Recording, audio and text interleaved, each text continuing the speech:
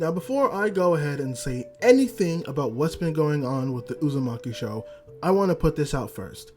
I like to think of myself as a content creator when it comes to watching all the anime that I do. I never talk about anything that's not finished. My philosophy of everything is I want to talk about the things that I can watch into completion, things that I can watch to the full extent.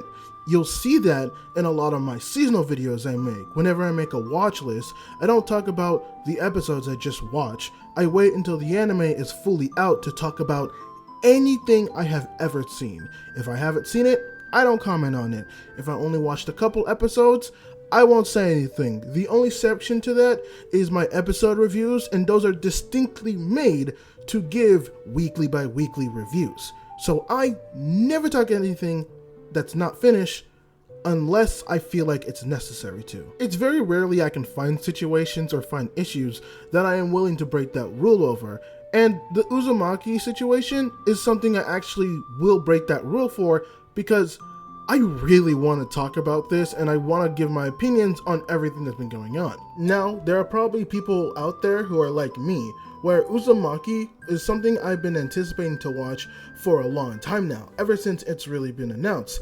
I haven't consumed much Junji Ito products, but everything that I have consumed so far, I have loved, and knowing that Uzumaki was going to be animated, I halted on reading anything about it because I wanted to see the anime adaptation. I was really excited how that was going to turn out. And when I saw the first episode, honest to God, it did not disappoint. It was a beautiful work of art. The way they used 3D space was amazing. Everything in the way the movement was eerie and creepy, but played really well into the strength of the story. I thought that we were going to see a new masterpiece in the making. I thought we were going to see a new unique anime really change up the space for the better.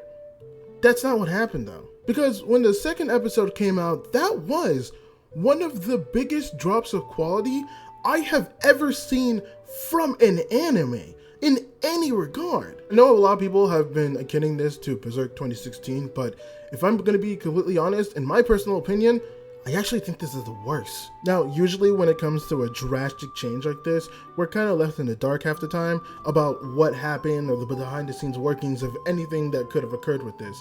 But for once we actually have something, because the executive producer, Jason DeMarco, actually came out in a cryptic way, not giving the full details, but basically giving us a little detail as to what exactly happened. Now, I will find the tweet that he made and I will put it on screen, but to summarize everything, he basically was given 3 options: not to air the show at all, air episode 1 and leave it as incomplete, or air all 4 episodes and just leave it at a loss. And his decision was actually to go with option C, because it seems like it was 1 or 2 people who made this decision, or something happened within the studio for it to get to that place, and he personally thought that it was better to just put out everything and at least put out the work that people did have, rather than just let it go to the ether or the shadow realm and to never ever be seen again by the light of day. And you know what? I actually have a lot of respect for that decision. I know a lot of studios and a lot of people who just wouldn't even bother and would have just left people with nothing. The fact that we're getting something is kind of cool, and it sounds like he, along with his team, is also willing to weather the storm of people's criticism. And if people dig it, and if people don't, then they don't. And yes, these are people who put their time and effort into a project like this, and I get wanting to put out the finished project so it doesn't go to waste, but I can also see the other side of the argument of that as well, where putting out something this low quality could actually damage the credibility of the original author and may bring some criticism to his own project. On top of all of that, studios might not want to work on another project by that same creator, given the backlash that a bad project like this could get. Now, obviously, the reason we waited 5 years for this project was because this was being made in the middle of COVID, and COVID ended up pushing this project a lot, and I could see and have heard that there are some people that are blaming COVID for this project and blaming it on a big chunk, but a lot of anime were also affected by this, and we've seen a lot of those animes come out and ball out really hard. So I have to wonder how much COVID really had an impact of this, or if there was something behind the scenes that we may never know, ever, that actually had a bigger impact rather than COVID. Now, I will be a slight dick here. I know that a lot of animators get overdone and overused a lot in studios to the point where they just don't want to work on the project anymore, or they get so burnt out from the project. And credit due them, I could never imagine working in a field like that works me that hard for that long.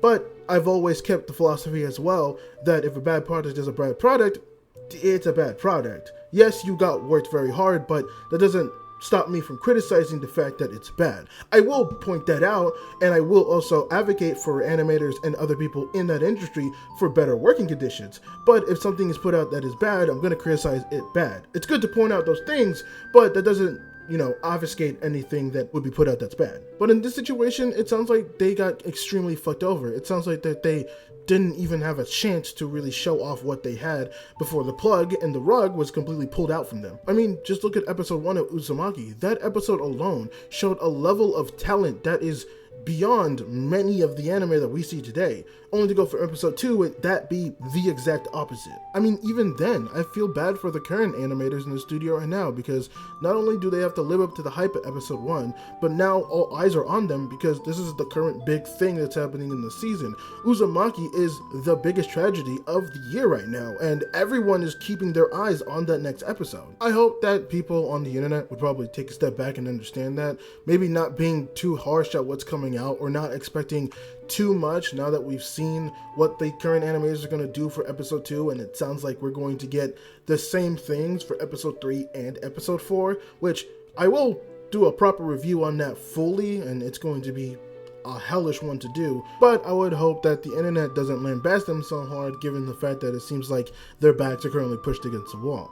With that being said though, the internet is going to internet, so anything that is bad, they're going to let everyone know how bad that is. I mean, as fans, we can only hope that somewhere down the line or somewhere in the future, hopefully we get some sort of adaptation that fixes all the mistakes of the current product that we have. Unfortunately, I could also see people, again, not wanting to touch this after the backlash, and I really don't blame anyone for not wanting to. So the only other thing that we can really hope for is that everybody who was excited for this and everybody who wanted to see Uzumaki, who's now disappointed by the product that we have now, goes to actually read the manga if they haven't already, just to see how good that story is. Like I said, I'm definitely going to be, because this has now piqued my curiosity. I wanted to wait for the anime, but now that the anime is a subpar version of itself, Uzumaki, the manga, is probably going to be the best way to consume it. But yeah, I just wanted to give my 2 cents on this, because it is baffling to me to see a project like this with so much potential and so much ambition fall from grace so quickly is honestly both impressive and saddening at the same time. Maybe this is just an internal thing, or maybe this has a discussion behind it with the rest of the anime community and how we deal with all the animation and all the dealings with that. That is a potential thing that I think down the line we can discuss, but as I said before, we don't have much information other than what Jason DeMarco said, so we're going to have to leave it there. I hope you guys liked this little discussion video I made, and I hope to see you guys in the next video. Peace.